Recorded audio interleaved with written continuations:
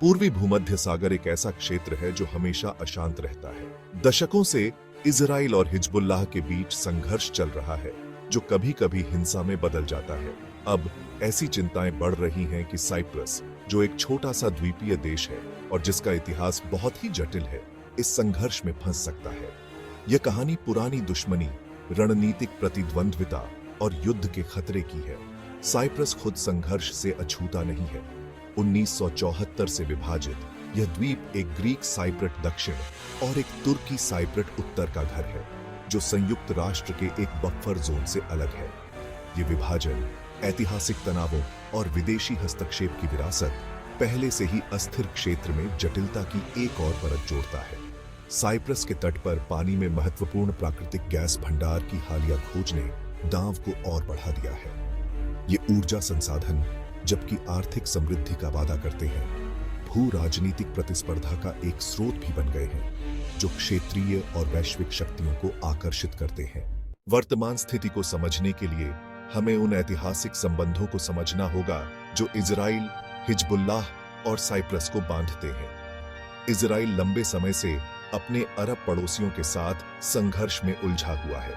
Hezbollah, एक लेबनानी शिया आतंकवादी समूह, इजराइल के विरोध में उभरा। साइप्रस अपनी रणनीतिक स्थिति के कारण मध्य पूर्वी संघर्षों के बीच फंसा हुआ है। पूर्वी भूमध्य सागर में वर्तमान स्थिति इन ऐतिहासिक ताकतों का प्रत्यक्ष परिणाम है। यूरोप, एशिया और अफ्रीका के चौराहे पर स्थित साइप्रस पूर्वी भूमध्य सागर में रणनीतिक रूप से महत्वपूर्ण स्थान रखता है। स्वेज नहर के निकट इसकी निकटता इसे एक प्रतिष्ठित पुरस्कार बनाती है।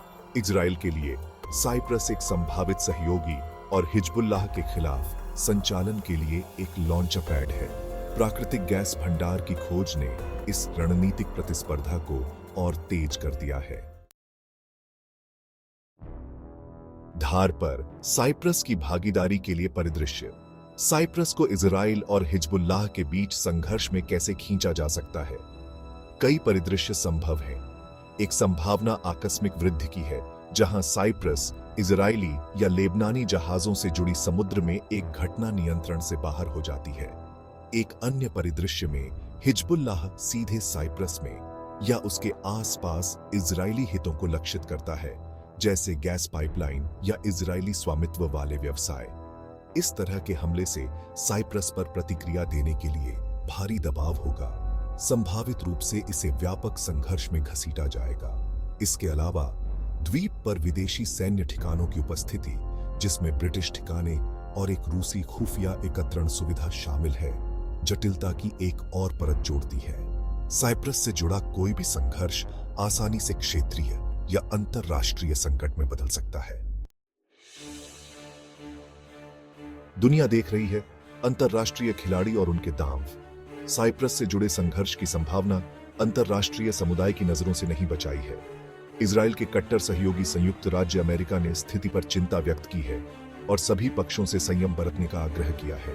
रूस इस क्षेत्र में अपने हितों के साथ भी विकास पर नजर रख रहा है। यूरोपीय संघ, जिसका साइप्रस एक सदस्य राज्य है, का पूर्वी भूमध्य सागर में शांति और स्थिरता बनाए रखने में निहित स्वार्थ है।